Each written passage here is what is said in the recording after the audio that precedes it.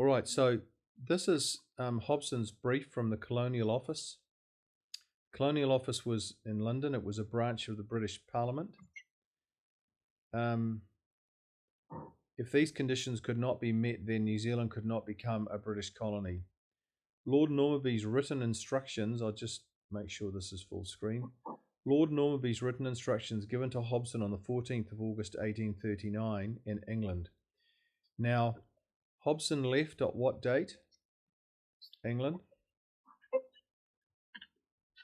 30th of July. No. He left on the 20th of August. So this was given to him 1 week before he left. Well, more than likely, Hobson and Normanby discussed this for the week leading up to his leaving. And this instruction was actually written by a guy called Stephen. His surname was Stephen, and he was the Under Secretary of the Colonies, and he actually wrote this. But it was signed off by Normanby, who was the boss of the office, the Colonial Office. So it says, we have not been insensible to the importance of New Zealand to the interests of Great Britain and Australia. What do you notice about that straight away? They're aware. Yep, what are they aware of? The link between the two? Yes. New Zealand and Australia? Yes. Now, why was there a strong link between New Zealand and Australia? Because I'm sorry. New Zealand had just become part of New South Wales. Yeah, well, on paper, remember that New Zealand became part of New South Wales. On what date was that? 15th of June, 1839. Is it right? Yeah. Yes. So that was the date when, on paper at least, it wasn't in actual fact the part of New South Wales. Why was that? Because Britain hadn't achieved sovereignty yet. Yeah, that's right. Mm. So it was preempting. It was sort of anticipating that date of the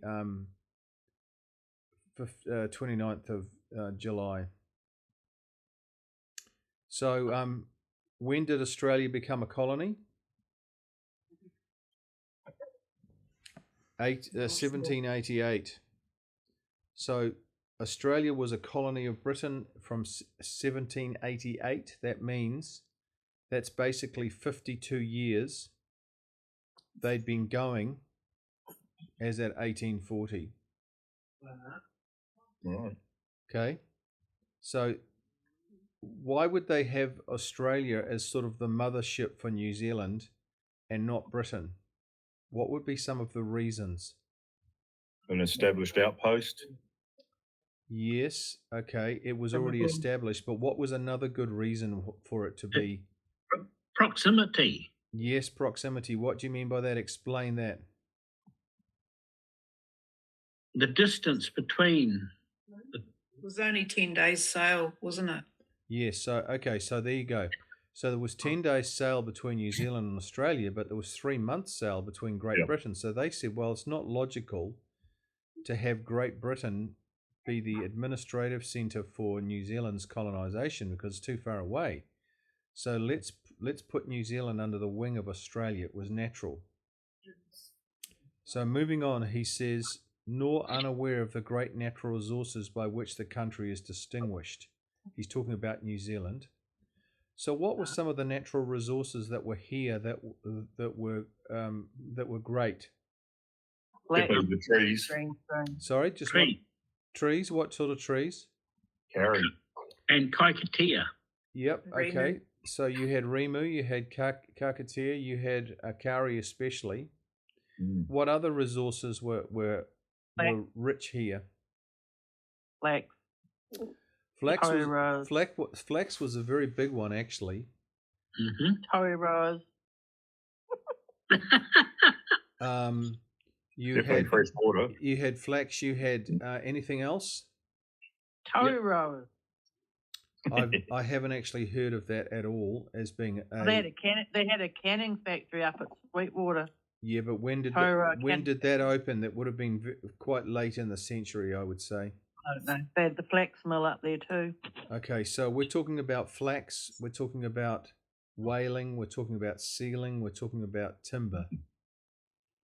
And the other thing was that New Zealand was a country which had a beautiful climate, reasonable soil, and things grew here. And so there was a big market. You know, this could be a place that was seen as very amenable to trading and business. Mm. Then he goes on to say, is distinguished, or that its geographical position. Why was it geographically positioned well? Well, because it was in the South Pacific, and it was in the far corner of the South Pacific. The next stop is Antarctica, and so they didn't have any real bases. It was further south in geography than Australia, and so they thought it'd be great to have a base in this part of the world. It had sea all around it, so there was some natural ports. And of course, the mode of transport that everybody loved back then, and everybody took advantage of, was shipping. And so it was not like Australia, which has just got some ports up the coast and very big land area. We had some pretty good natural ports straight away, and not a very The shipbuilding up at Tocha North. Sorry. And shipbuilding at Tocha North. Mm-hmm. Okay, so there you have it. So there's two things. There's great natural resources, and geographical position was two of the factors which influenced Britain to push play on this country. So it says, or its geographical position must, in seasons either of peace or war, enable it in the hands of civilized men to exercise a paramount influence in that quarter of the globe. So when he talks about civilized men, what's he talking about? He's talking about the British, and one of the things that drove them was, especially the missionaries, was that uncivilized people groups around the world needed to be civilized, and the reason for that is that they said that uncivilized people couldn't live their best lives if they were uncivilized. You're not really living on a very high level when you're killing each other, you're eating each other, cannibalism, you are taking slaves, and you're living in very impoverished situation physically. That's not a great way to live. And so the British said, we want to civilize these cannibals, because that's what they were. And that was one of the motivations as well. So he says, there is probably no part of the earth in which colonization could be effected with greater or surer prospect of national advantage. So he was really talking up New Zealand. He was saying, mate, there's no greater place on the earth than this place. If you want to make a comment anyway, any time as we do this, please start talking. Yeah. On the other hand, the ministers of the Crown have been restricted by still higher motives. Okay. Now this is interesting, because here are some motives. There's great natural resources. We could do some trading. There's good business opportunities here. It's geographically well positioned. It's full of uncivilized men, and we want to fix that. But he says, on the other hand, the ministers of the Crown have been restricted by still higher motives. Well, what's he going to say now? There's some greater motive than all the things we've just discussed. Well, what is it? From engaging in such an enterprise, that's colonization. They have deferred to the advice of the Committee of the House of Commons in the year 1836 to inquire into the state of the Aborigines, that's Maori, residing in the vicinity of our colonial settlements, and have concurred with that committee in thinking that the increase in national wealth and power promised by the acquisition of New Zealand. So they could see clearly they were going to get, it's going to help create wealth and power if they got New Zealand, would be most inadequate compensation for the injury which must be inflicted on this kingdom itself by embarking on a measure essentially unjust, and but too certainly fraught with calamity to a numerous and inoffensive people whose title to the soil and to the sovereignty of New Zealand is indisputable and has become solemnly recognised by the British government. Whoa. What's all that about? Wow. They're realising that Maori are in charge there. Yes. And that there's going to be injury to them by taking over. Yes. And they've said that what happened in other colonies is that one of the negative sides of colonization is that the Aboriginal people, they call them, they get wiped out because they're weaker. Britain's very powerful. And later on in this brief, he explains why they're in danger, why going into this country could be calamitous, he calls it, to Maori. Now, he calls them here an inoffensive people. Now, why does he say that? Because they fully know that these Maori are cannibals, they're murderers, they're into infanticide, killing babies, and they're human sacrifice. These are very primitive people, but he calls them an inoffensive people. What does he mean by that? They haven't offended them. Well, they haven't. They're not travelling around conquering other nations. That's it. Really. Both of those answers are true. They're no trouble to Britain, and they're no trouble to the rest of the world. They're an inoffensive people. They're not like Spain or Portugal or France, which was competing for colonization with Britain. So they're an inoffensive people whose title to the soil and to the sovereignty of New Zealand is indisputable and has been solemnly recognised by the British government. So this is a very interesting point. So as at 1840, the British considered that New Zealand was a sovereign country, and Britain had no jurisdiction over that country at all. Which is why people could come here and buy land directly from Maori, which they did between 1800 and 1840. They were buying land. They were landing on these shores and simply doing a deal with Maori to get, and that was actually, there was nothing wrong with that because they were buying it from the people who were sovereigns of the country. You see? Yep. Anyway, let's keep reading. So, activists who say, the British came here just to plunder and had no concern for Maori, this is nonsense. Because they are actually people who are, the House of Commons in London were people who were thinking about every single aspect of this colonisation, and they had a concern for Maori. You can hear that in their speech, yeah. They had a concern for Maori. They weren't here to rape and plunder and just take. They were trying to be like parents. Mm. What's the best thing for these kids? And so the activist narrative that the British had no concern for Maori is just a lie. Yeah. We retain these opinions in unimpaired force means that they kept this view of Maori and the calamity that could come upon them if New Zealand was colonised. They said we retain these opinions, and through circumstances entirely beyond our control, have at length compelled us to alter our course.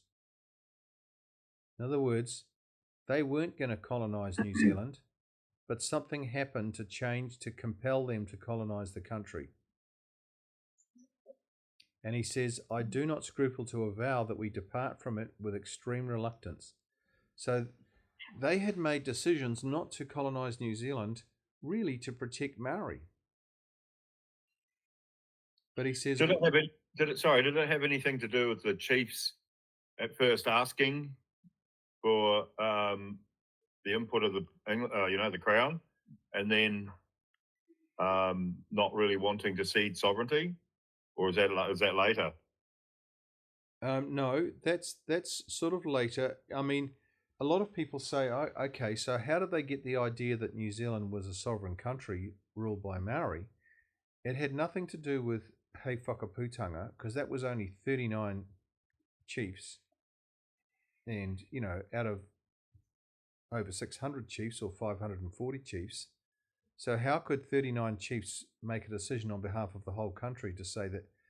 So the reason that Britain had sort of classified this country as a sovereign nation was because they'd been working here with missionaries since 1814. Who was the first missionary who came here? Samuel Marsden. Yeah. So they'd been working with the missionaries for something like 26 years. They'd established a very strong relationship, the missionaries had with Maori, and they sent back word to Britain saying, you know what, Maori believe they own this country. And the missionaries in England were putting a lot of pressure on the government to actually honour that and not come in here and just take the land, which they could have. Which they should have. So Yeah. something else compelled them to come. Okay, what was that thing? Can I go on? I have heard, was it Wakefield? Yes, it was Wakefield. And I'll It tell you. set sail from England. Yes. Oh, that's right, the New Zealand company. When did he set sail for New Zealand? 16th of August? Oh, that's right. 12th of May. That's it. The 12th. The 12th of May. 12th of May. He set sail on the 12th of May, and then a whole series of events suddenly that kicked off. The British hit the panic button. Because you think about this, he gave them the one finger. This is Wakefield, gave the British government the one finger and said, you know what? Britain does not rule New Zealand. It has no sovereign authority over New Zealand. It's owned by Maori. And I'm going to go and buy land off them and set up an alternative government. That's what he was going to do. And when the British heard about it, they pushed the panic button and they said, we've got no choice but to get over there now because, and he's going to explain it later in this brief, because by 1838 there was 2,000 settlers in this country, and there were people of bad report, bad character, like escaped convicts and seamen who had abandoned their ships. This was a lawless country. There were no courts, no police, no army. It was every man for himself. You could quite easily kill somebody, murder them, no consequences. You could rob and steal and do whatever you like, no consequences. And so it was called, Russell was called the hellhole of the Pacific. So Britain, when they found out that Wakefield was leaving, in fact he left, what was the name of Wakefield's ship? Tory. Yes. What did he have? How many tons was it? 400. 400 tons. And what were the three things that he had on board? Jews harps. Jews harps, pots, and pipes. Yeah. Pots and pipes. So he had metal pots and pipes, three things. And he was obviously going to try and get land by bartering for it. No cash exchanged. He was going to swap Jews harps and pots and pipes. Which the Maori would have loved, eh? Yeah, they would have loved though, especially the Jews harp, because it was like a musical instrument. And the thing, go on. Yeah. No, go. Yeah, so It was hugely embarrassing for the British government to have Wakefield go in there and beat them to it to buy all the land, because they couldn't do anything about that, really. He was quite entitled to do that. Remember, Britain had no jurisdiction over New Zealand until they got sovereignty. And so Wakefield set off on the 12th of May, and he arrived on what date? 16th of August. 16th of August. Now, when did Hobson set sail from New Zealand? To New Zealand from England? 20th of August. 20th of August. So when Wakefield was setting foot on New Zealand for the first time on this mission, Hobson was just leaving Britain. So they got the jump on him. Now that is what compelled them to alter their course. They said, holy moly, we got a guy who's going to go and set up an alternative government. He's going to be in competition with us. We've got 2,000 settlers there. We've got people of bad character. It's giving the British Empire a bad name because they're British citizens who are these ex-convicts and runaway seamen. So we need to go there and sort this country out. And that's when they pushed play on getting to New Zealand. So if Wakefield left on the 12th of May, what was the next thing that happened in June? June the 15th, what happened? New Zealand became part of New South Wales. Yes, so that they pushed a panic button. They said, quickly make New Zealand part of New South Wales. What happened on the 30th of July? This is like month. May, June, July. What was that? Oh, July. Sorry, no, wrong. No, sorry, bad one. 30th. So was it Hobson? Hobson was appointed? Yes, Hobson was appointed. So they said, quickly, we got to get a guy to go and get sovereignty. Hurry up. Who are we going to get? Panic. And it was Hobson. And so he was Lieutenant Governor. Sorry, I should have finished that sentence. And then he left on what date? 20th of August. 20th of August. So you can see the time sequence here. We've got the 12th of May, 15th of June, 30th of July, 20th of August. Things were happening fast. Hobson wasn't even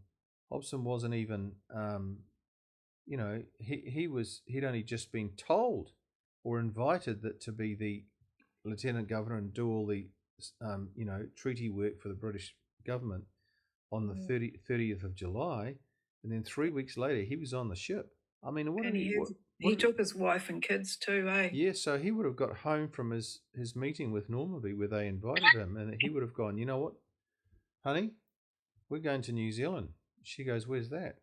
And he goes, well, it's a land full of cannibals, and yeah. So we could end up on the spit, nice white plump people, and we could. Well, she's a remarkable woman. She would have been an amazing, remarkable woman to have, pulled up her stumps and just got on a ship, and buggered off to New Zealand. It would have been pretty exciting. It could have been exciting for Hobson. Probably really was, because he'd been here he'd been here before on a reconnaissance mission. When was that? 1837. He'd come here on the battleship, the Rattlesnake. Yep. And he'd been here specifically for the British to give them a report on New Zealand in 1837. So he was kind of the natural guy to choose, because they said that his report was very good. In other words, not that he gave a great report about New Zealand, but he was what they meant was that his report was very thorough, very accurate, and it was a good report. And so they thought, you know what, this is the guy we've got to choose, because he knows this country. He's been there. This is not going to be a shock for him. So this is what he means by compelled to alter our course. But he says, but but I do scruple to avow that we depart from it with extreme reluctance. In other words, he was saying, man, we don't want to stuff Maori up, but we're going to have to go there and set this up.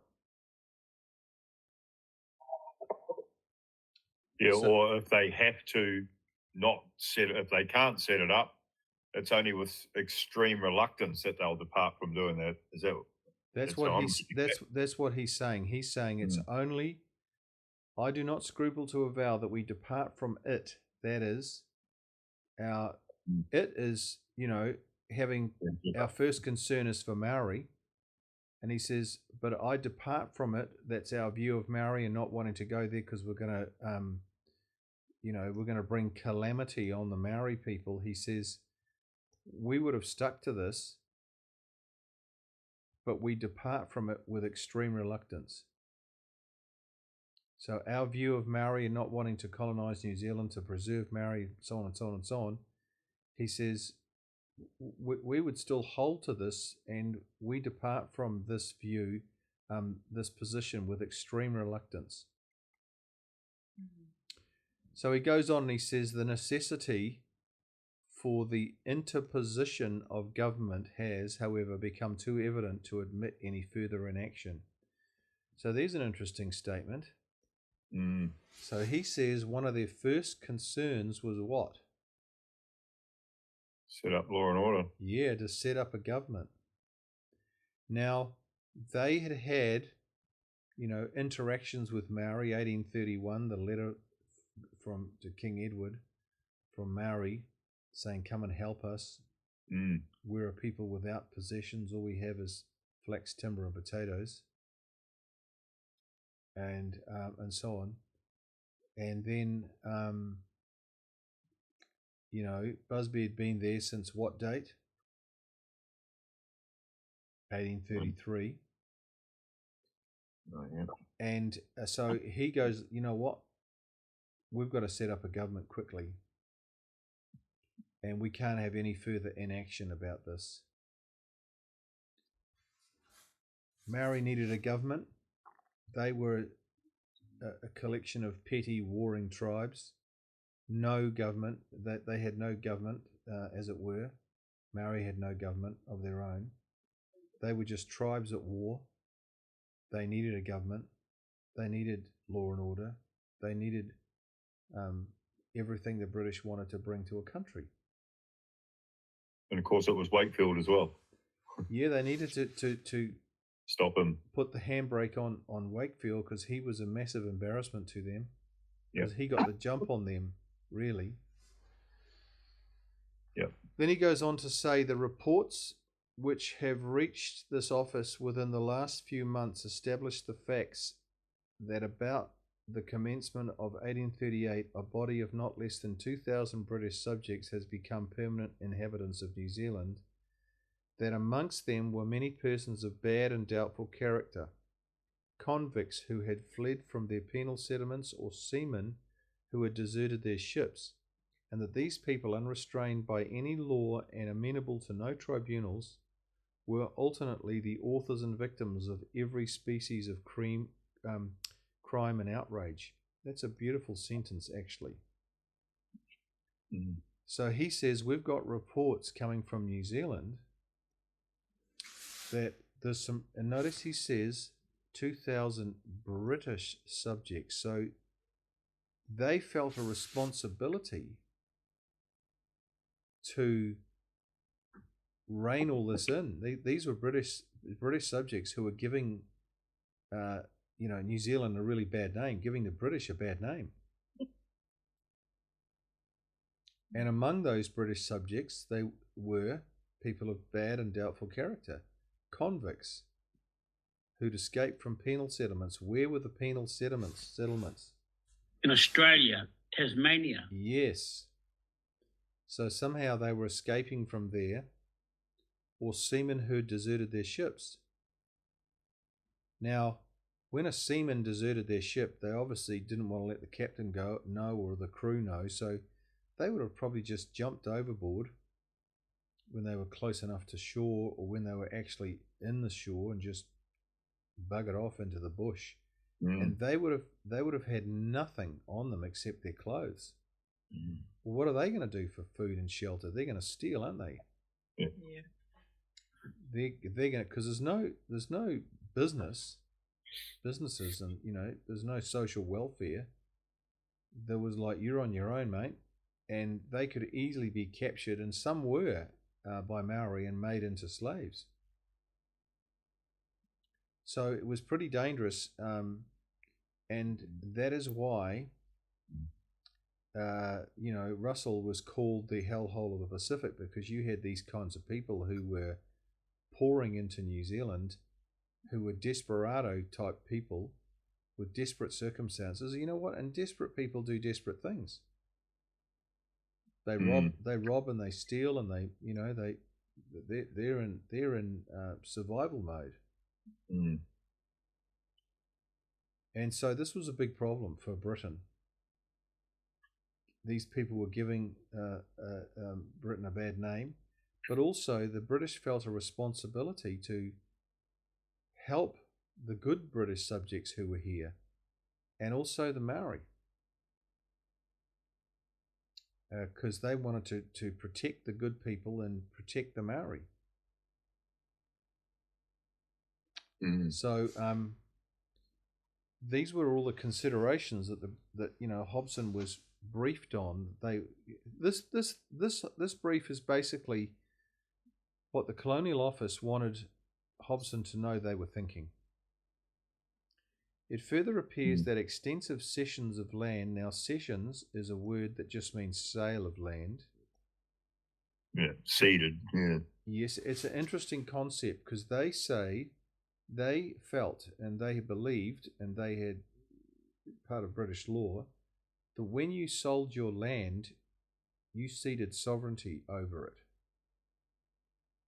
Now, in a sense, that's completely understandable, because when you have your 800 square meters in New Zealand with a house on it, and it's your house, it's kind of like your castle. It is your castle. You know, and the person before you who owned it, they ceded sovereignty to you. You became the new owner. Yep.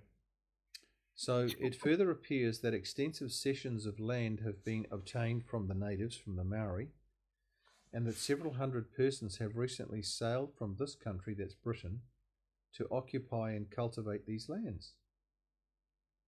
So they were going, you know what?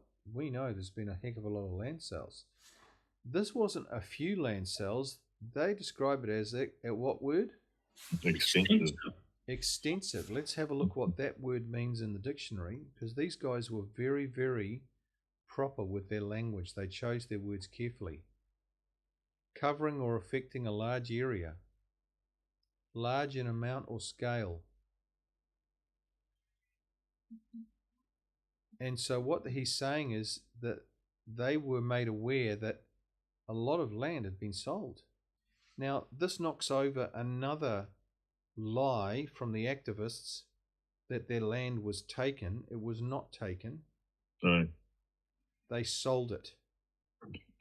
When was the 20 million acres sold to New South Wales by those 7 chiefs? That was 1843. Oh, yeah, okay. Okay. But there were buyers who were here before 1840 who bought millions of acres from, Sydney buyers, land buyers, not just Wakefield. Well, a massive amount of New Zealand had been sold. Wasn't most of the South Island sold in one go? Yes, it was. That was by Fitzroy and might have been Grey. I think it was Grey, actually. Governor Grey. And Maori were obviously willingly doing this too. They were very willing sellers, because, mate, you know what? They couldn't get their hands on British stuff fast enough.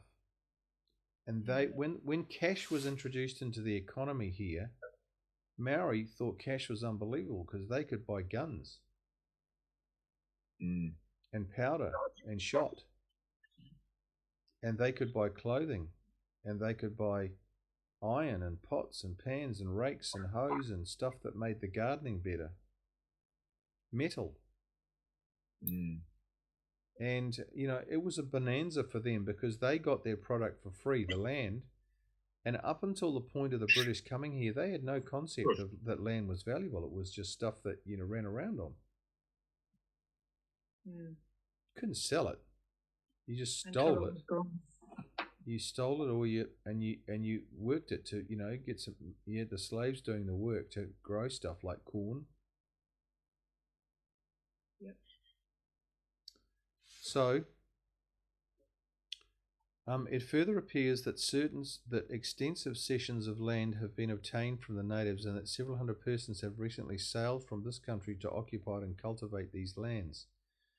Well, Wakefield was one of those guys because he was buying land, and then he had agents back in England who were selling it to settlers, saying, "Come to New Zealand." What would he have said in his advertising? He was Promised land. the promised land. Yep. What else? Cheap land for sale. Cheap land. Yep. Own your own property. Yes, own your own property. These were things that were, you couldn't do in England. Yeah, that's right. Own your own property. It was a land that was rich and fertile, great temperature, perfect climate, lots of ocean, amazing fishing. Friendly natives. I don't think they put that in there. No, I don't think they put friendly natives because they simply were not. No. Without a government, it was a disaster waiting to happen, really, wasn't it? It was a total disaster because you think about this. The main issue was land. Why? Because if you had Maori selling land and there was no surveying going on, in the British sense of surveying land with boundary pegs and specific, absolutely definite measurements and everything, suddenly you're going to get huge arguments between neighbours. Mm. And then the Maori who sold the land, they'd buggered off back into the bush. You couldn't even find them. And so there was just trouble brewing, capital T brewing in this country the longer this all went on. Yeah. Not only that, though, even if they got the boundary markers right and, the payments right and everything was legit, there was no laws. So all the British would have been coming over, into a rogue land of just anything goes, True. Yep. Yeah. And, crime was high. Murder. And so, one of the big issues that they had was that Wakefield was painting it up like a Shangri-La, like it was an amazing place to be. And then people got here and it wasn't as amazing. There was natives here who were dangerous. Yeah, but he's an entrepreneur, isn't he? And I reckon he could see the potential. Oh no, definitely he could see the potential, and there was huge money to be made here. Well, but it is a fantastic country. Yeah, he was getting X number of acres for a Jew's harp, and maybe 8 Maoris came out of the bush and said, "You can have these 10,000 acres for a Jew's harp each and a few other bits and pieces," and the deal was done. Mm. Then he says the spirit of adventure. The spirit of adventure, thus being effectively roused, can no longer be doubted that an intensive settlement of British subjects will be rapidly established in New Zealand, and that unless protected and restrained by necessary laws and institutions, they will repeat unchecked in that corner of the globe the same process of war and spoliation under which uncivilized tribes have almost invariably disappeared as often as they've been brought into the immediate vicinity of immigrates from the nations of Christendom. Did they not know about full stops in England? Yeah, they weren't very good with they're terribly. A sentence now is supposed to be no longer than 12 words. Well, they just love these really long sentences, but basically he says, you know what? The horses bolted. Yeah. And we've got to set up here laws and institutions. And if we don't, the uncivilized tribes will invariably disappear. Well, that worked. They didn't disappear.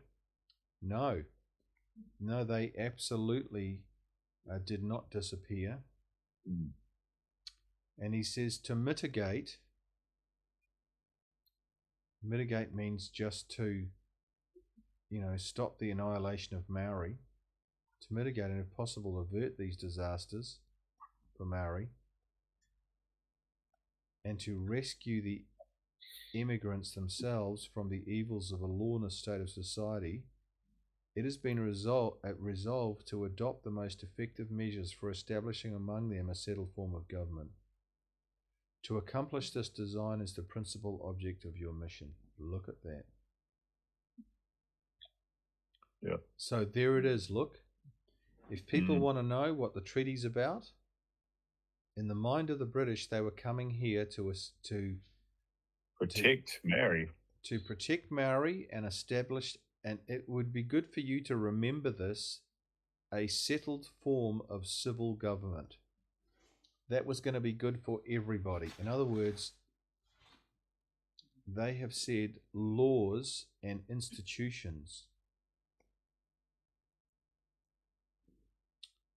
That's courts, judges, police, army, a country, a democracy is installed here.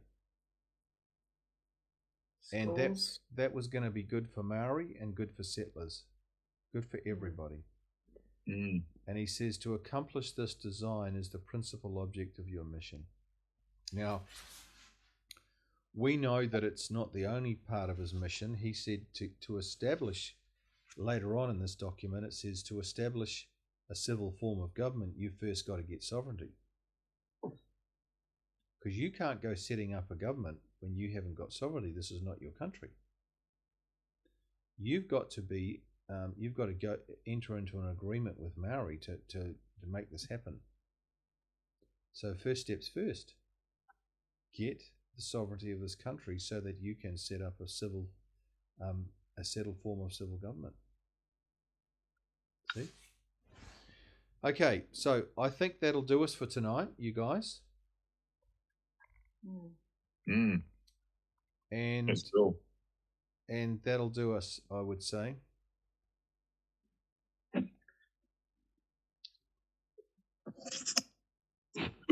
See you next time. Have a good week. Yeah. Thank you for that. That was great. Hey, can I get some flyers? Somebody's going to have to get them to. Oh, Lynette might be able to get them to you. Okay. Yeah, I've got some. I'll send them out. Cool. Okay, beautiful. Good Send one, heaps. you guys. Okay. Thanks for coming on tonight. All right. See you later. Bye. See ya. Bye.